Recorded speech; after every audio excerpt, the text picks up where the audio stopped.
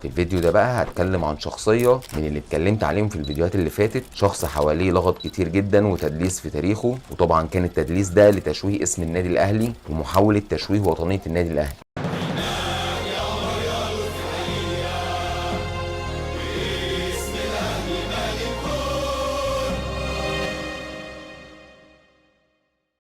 ارتباط اسم النادي الاهلي بالوطنية اكذوبة، في شخصيات حواليها شبهات كانت موجودة جوه النادي الاهلي. مفيش حاجة اسمها قيم ومفيش حاجة اسمها مبادئ. النادي الاهلي متأسس اصلا عشان يمارس كرة القدم فقط ويكسب بطولات.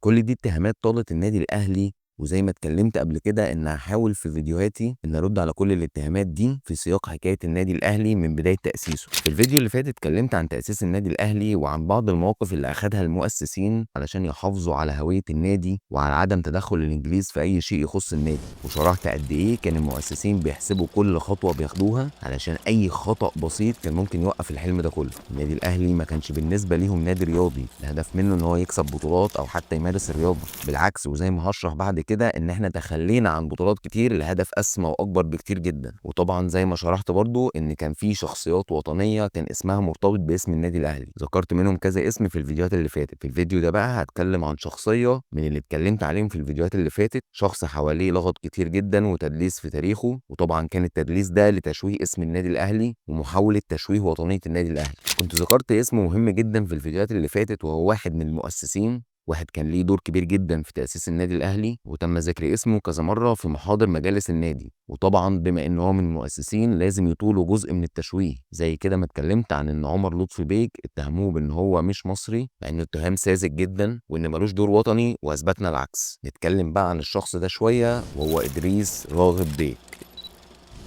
إدريس راغب من الشخصيات اللي في تاريخ النادي الأهلي اللي تعرضت لتشويه وتزييف في تاريخه بشكل كبير جدا، بس الفكرة زي ما أنا قلت قبل كده علشان تحكي حاجة عن التاريخ لازم تعيش أو تعرف الفترة دي كانت ماشية إزاي والناس كانت في الفترة دي عايشة إزاي. طبعا زي ما إحنا كلنا سمعنا إن إدريس راغب ارتبط اسمه بالماسونية، وده كان مصدر قلق لبعض الأهلاوية من المصطلح أو الكلمة دي، واستخدام الماسونية كفزاعة للنادي الأهلي أو محاولة تشويه وطنية النادي الأهلي بإن أنت تربط الماسونية بمؤسس من مؤسسين النادي كان شيء ما يتسكتش عليه ولازم يترد عليه، وبرضه يترد عليه بأدلة، وإن أنت تحكي الفترة دي كان الناس عايشة إزاي وبتفكر أو بتتبع الفكر ده ليه وإزاي. وطبعا استخدام كلمة الماسونية كان مصدر لمشجعين أندية تانية لتشويه اسم النادي واسم إدريس راغب. طيب علشان نحكي القصة صح يبقى لازم نعيش الفترة دي في مصر ونعرف الأحوال كانت عاملة إزاي، وإزاي الدولة والشعب كان بيتعاملوا مع الفكر ده أو بتتعامل مع الماسونية دي إزاي، ومين هم الناس المنضمين للماسونية والمشتركين في الفكر ده، وافكارهم وتوجهاتهم كانت عامله ازاي وليه كانوا بينضموا للمحافل. طيب نيجي عند السؤال الاول، وازاي الدوله كانت بتتعامل مع المحافل في الفتره دي، وهل كان في رفض من الدوله لوجودها اصلا؟ احب اقول لك ان الفتره دي كان بينضم الناس عادي جدا للمحافل من غير اي تقييد او حتى رفض باي شكل من الاشكال من الدوله، بالعكس كمان ده كان بيتم تداول ونشر اخبار المحافل دي في الصحف وفي الجرايد اليوميه، يعني كان معلن وكل حاجه بتحصل جوه المحافل واسماء الناس اللي بتشارك فيها وبتنضم ليها كانت الصحف بتغطي اخبارهم واجتماعاتهم بشكل دوري، وما كانش فيه اي رفض من الدوله لوجودهم. طيب السؤال التاني، هل الفكره كانت مرفوضه او في اي شيء يثير الشبهه او يرفضها المجتمع؟ الاجابه برضو لا، بالعكس، في الفتره دي كان تواجدهم شيء طبيعي جدا والمجتمع كان متقبلهم وبيتعامل معاهم عادي، وكان رجال الدوله في كل المجالات بينضموا للمحافل ده بشكل طبيعي جدا من غير ما يخاف على سمعته او يخاطر باسمه ومنصبه في الدوله. طب هل كان في اشخاص بارزه في المجتمع بتنضم للمحافل دي؟ الاجابه بسيطه جدا، في اسماء بارزه جدا في الفتره دي كانت بتنضم للمحافل، منهم رجال دين وسياسه ورجال فن وعلم واصحاب النفوذ، ده غير الامراء والملوك زي مثلا الامام محمد عبده ومفتي الديار المصريه عبد المجيد سليم والمفكر الاسلامي جمال الدين الافغاني وعبد الله النديم خطيب الثوره العربيه. ومن رجال السياسه كان في سعد زغلول ومحمد فريد، ومن الامراء كان في الامير عمرو طوسن والامير محمد علي، غير اسماء زي فؤاد اباظه وعبد الخالق ثروت. ومثلا من الفنانين محمود المليجي وكمال الشناوي، حسين رياض، احمد مظهر، محسن سرحان ويوسف وهبي، وكمان الخديوي توفيق اللي حكم البلاد وانتخب كرئيس شرفي للمحفل. وكمان كان في محفل باسم فاروق الاول. يعني معنى كده ان كبار الدوله والاشخاص المهمين في البلد كانت بتتعامل مع الفكر ده عادي، والاهم انه كان في العلن من غير اي قلق او تخوف. طب سؤال تاني لازم نفكر فيه، هل الفكر الماسوني ده او توجهاته كانت زي الوقت الحالي؟ أو كان في أي شبهات حواليه في العصر ده؟ الإجابة تعرفها من كتابهم وبنود دستورهم اللي كان برضه معلن في الفترة دي. وهسيب لكم صور من كتاب عزة رمضان المجهول والأهلي بيتكلم بالتفصيل عن البنود دي.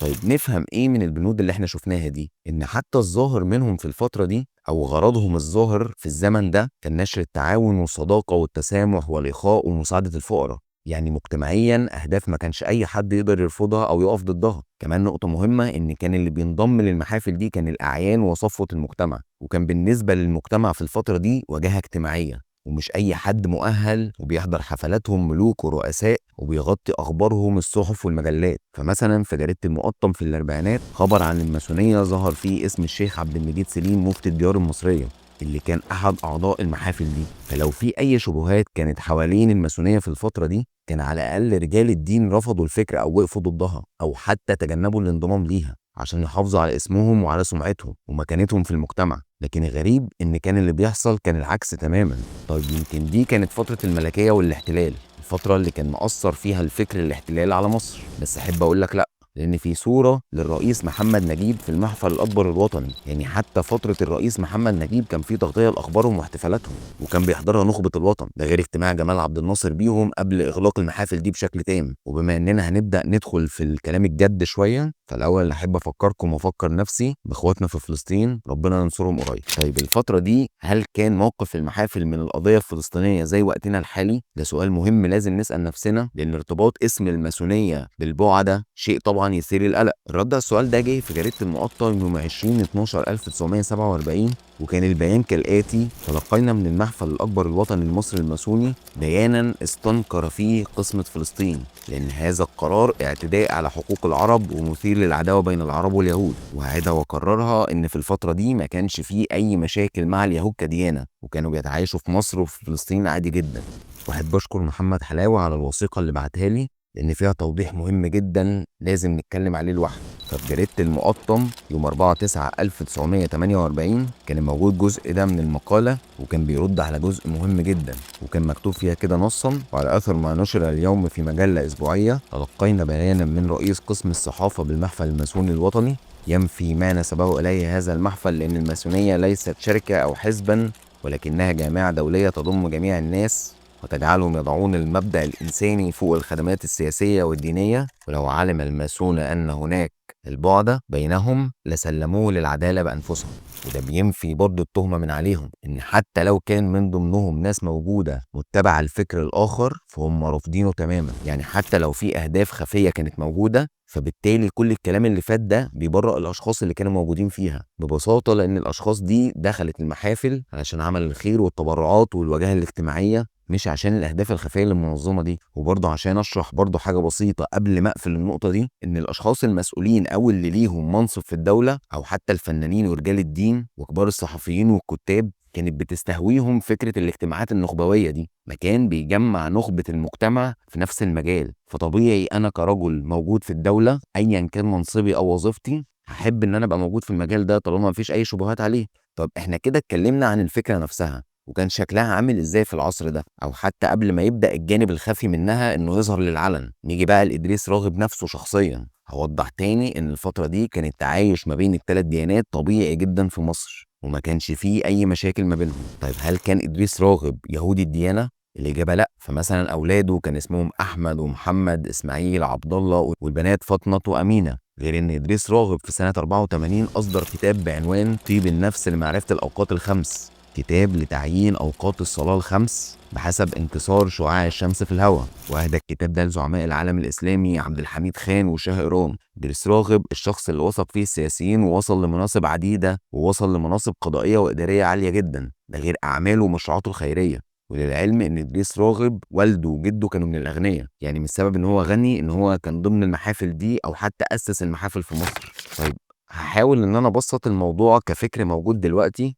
فمثلا انت عندك منصات السوشيال ميديا زي الفيسبوك زي اليوتيوب زي اكس، اسماء زي ايلون ماسك ومارك، الاشخاص دي حواليها لغط كتير، بس انت وانا بنستخدم الابلكيشن دي حاليا. والابلكيشن دي مفروض ان عليها كلام كتير جدا وارتباط اسمها بحاجات تانية او منظمات خفيه برضو بيصير حواليها شويه شبهات، زي مثلا بيقول لك ان الفيسبوك بيراقبك وان في حاجات انت بتتكلم عليها بتظهر وكل الكلام ده، وكلام بيدور حوالين ايلون ماسك وحوالين مارك برضو. بس احنا كلنا بنستخدمها في الجانب الكويس منها. ممكن مستقبلا كمان 100 سنه يظهر او يتحقق اي حاجه ان فعلا كان في ارتباط ما بين الابلكيشنز دي واي منظمه عالميه كان فكرها خفي فعلا. فقدام اللي هيحكي عننا ان احنا استخدمنا البرامج دي هيقول لك ان الناس دي كانت مشاركه في نفس الفعل، وده طبعا كان غير حقيقي. عشان كده بقول لكم لما نيجي نتكلم عن حاجه تاريخيه لازم نقرا الفتره دي كانت الناس عايشه ازاي وبتفكر ازاي وكانوا بيتعاملوا مع الحاجات دي ازاي. وبرده مبرر تاني ان ازاي يبقى انا عندي فكر زي كده موجود جوه النادي الاهلي، او حتى ببساطه كده بيغرز الفكر ده جوه النادي الاهلي. وعلى فترات طويله كان النادي الاهلي متضامن مع القضيه الفلسطينيه وبيساعد اخواتنا، وده كان واجب عليه. وهنشرح الحاجات دي قدام شويه لما ابتدي اتكلم عن مواقف النادي الاهلي في فترات الحروب وازاي دعم القضيه الفلسطينيه. بكده هكون رديت على جزء من التدليس اللي بيحصل في التاريخ، وعلى الاقل وضحنا الفتره دي كان بيفكروا ازاي وعايشين ازاي، وهل الفكر ده اثر فيهم اصلا ولا لا. بس برضو قبل ما اقفل النقطة دي أحب أقول نقطة مهمة جدا. هل من المنطقي أو من المعقول إن أشخاص وطنيين لهم دور وطني بارز هيحطوا إيديهم في إيد شخص ممكن يكون ضد البلد أو ضد الدولة بتاعتهم؟ الإجابة أكيد لأ، وأكيد كانت هتحصل خلافات، وده ما حصلش. إذا منطقيا لو كانوا شافوا حاجة أو أي ممارسات خاطئة من إدريس راغب شخصيا أو من غيره حتى، كان على الأقل هيبقى في مشاكل ما بينهم. واستخدام لفظ قوي أو فزاع عشان خاطر بس تشوه دور النادي الأهلي أو من وطنية النادي الأهلي ده شيء احنا اتعودنا عليه وبنحاول نرد عليه على قد ما نقدر. بس مثلا أنا مش هقدر أجي أتهمك بنفس الاتهام مع إن أنت كان اسمك نادي فاروق وكان في محفل باسم فاروق. بكده أكون خلصت الجزء الأول من الفيديو عن شخصية مهمة جدا في تاريخ النادي الأهلي، وأكون رديت على جزء من التشويه اللي حصل في اسمه.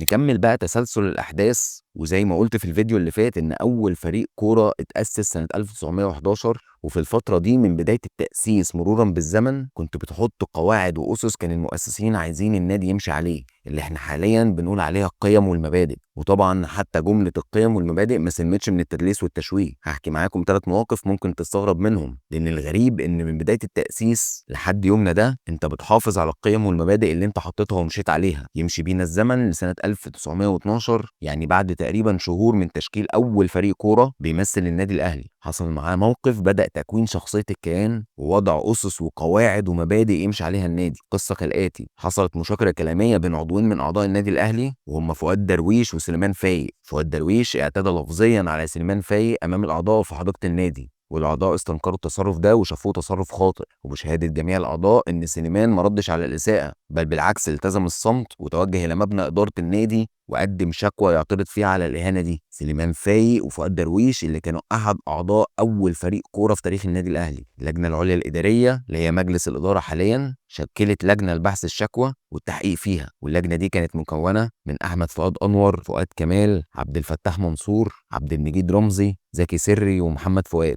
وفي جلسة 15 مارس 1912 قررت اللجنة تكليف فؤاد أفندي بتقديم استقالته من عضوية النادي في غضون 3 أيام ودفع المتأخرات اللي عليه من الاشتراكات، وفي حالة رفضه تنفيذ القرار يشطب اسمه من سجلات أعضاء النادي. الفترة دي كان رئيس النادي هو عزيز عزت باشا، أول رئيس مصري، وهبقى أتكلم عن عزيز عزت في الفيديو الجاي إن شاء الله. موقف تاني وده كان مهم جدا ويا ريت نركز في الحكاية دي، لأن الموقف ده بيشرح يعني إيه قيم ومبادئ النادي الأهلي، وإن النادي الأهلي مش بيقف على لاعب مهما كانت أهميته وقيمته جوه الفريق، نفس اللي بيحصل معانا لحد دلوقتي. في نهاية سنة 1918 وقبل ما تبدأ منافسات كأس السلطان حسين، 6 لعيبة من الفريق الأول كانوا بيشكلوا القوام الأساسي للفريق قدموا استقالتهم للجنة الإدارية العليا اللي كانت برئاسة عبد الخالق ثروت باشا. ال6 لعيبة دول هم محمد شكري، كامل طه، حسين الصعيدي، عباس صفوت، عبد الحكيم علي، ورياض شوقي. ويا ريت نركز على اسم رياض شوقي ده جدا. في الوقت ده مسؤولي الاهلي حسوا ان اللعيبه عايزه تنتقل لنادي تاني. في نفس الوقت ده اللي كان احمد فؤاد انور اللي هو اول كابتن للفريق وسكرتير النادي اتاكد من الامر وان في محاولات من نادي تاني للتاثير على اللعيبه دي واغرائهم للانتقال اليه. وهنا كان قرار صادم جدا من النادي الاهلي بانه قبل استقاله اللعيبه دون النظر لاي اعتبارات اخرى ومنع اللعيبه المذكورين من دخول النادي لمده عام. وبعد القرارات دي تراجع 4 لعيبه من استقالتهم السابقه وقدموا اعتذار للنادي ومجلس ادارته، وقبل مجلس إدارة النادي الاعتذار لكن مع تحذير شديد اللهجة ليهم وتهديدهم بالشطب لو تكرر الأمر مرة تانية. وقرر النادي شطب اللاعبين التانيين. الموقف التالت واللي كان برضه موقف قوي جدا وغريب في نفس الوقت، ان في ماتش ودي ما بين الاهلي والمختلط في سنه 1922 لاعب الاهلي ومهاجمه محمود مختار صقر اتعرض لتدخل عنيف جدا من مدافع المختلط محمد جبر، فرد مختار بتدخل عنيف على لاعب المختلط. ممكن حد يشوف الامر ده عادي او طبيعي جدا بيحصل في الملاعب، لكن مع النادي الاهلي في الفتره دي بالذات ما كانش عادي. اجتمعت اللجنه التنفيذيه بالنادي في يوم 30 يناير 1922 وقررت توجيه لفت نظر للاعب بسبب الخطأ ده والتنبيه عليه بعدم تكراره حتى لو كان هو المعتدى عليه. وفي الفترة دي كان عبد الخالق ثروت باشا هو رئيس النادي، وعلقت أحد الصحف المصرية على موقف النادي الأهلي الانضباطي وأشادت بيه. موقف أخير واللي أنا بعتبره من أكتر المواقف التاريخية في تاريخ النادي الأهلي، بيثبت قد إيه إن النادي الأهلي متمسك بقيمه ومبادئه مهما كانت قيمة اللاعب أو مكانته أو حب الجمهور ليه. ففي سنة 1928 حسين حجازي اللي اتكلمت عليه برضه في الفيديو اللي فات، واللي كان من اكتر اللعيبه الموجوده شهره واسطوريه وموهبه في الفتره دي، كان في ماتش ما بين الاهلي والترسانه في نهائي كاس السلطان حسين وخسر النادي الاهلي بهدف. وكان حسين حجازي معترض بشده على التحكيم في الماتش ده ورفض الصعود للمنصه لاستلام الميداليات. حسين حجازي اللي في الفتره دي اللي كان مركز قوه في لعبه كره القدم ومحدش كان يقدر يقف قدام شعبيته، لكن قرارات النادي كانت قويه جدا برضه. قرر النادي الاهلي ان يتم ايقاف حسين حجازي 3 شهور ومعاقبة بقية اللاعبين اللي رفضوا استلام الميداليات، وده حفاظا على قيم وثوابت ومبادئ النادي الأهلي. القرار ده كان صدمة للكل بما فيهم حسين حجازي اللي هدد بالانتقال للمختلط لو ما تمش إلغاء القرار ده، ولكن النادي الأهلي استمر على موقفه حتى لو انتقل حسين حجازي بشعبيته الكبيرة ومحبينه لنادي الزمالك. وبالفعل انتقل حسين حجازي النادي المختلط، وخسر النادي الأهلي مشجعين حسين حجازي اللي كانوا بيحبوه وبيشجعوه لأي فريق هو بيروحه، وانتصرت قيم ومبادئ النادي الأهلي مهما كان اسم اللعيب ومهما كانت أهميته ومهما كانت شعبيته. دول كانوا كذا موقف كده في السنين الأولى من تاريخ النادي الأهلي بيرسخ فيها معنى كلمة المبادئ والقيم اللي فضل ماشي بيها لحد يومنا ده، وبتتكرر في كل العصور باختلاف الطريقة واختلاف الأسماء، لكن المبدأ واحد.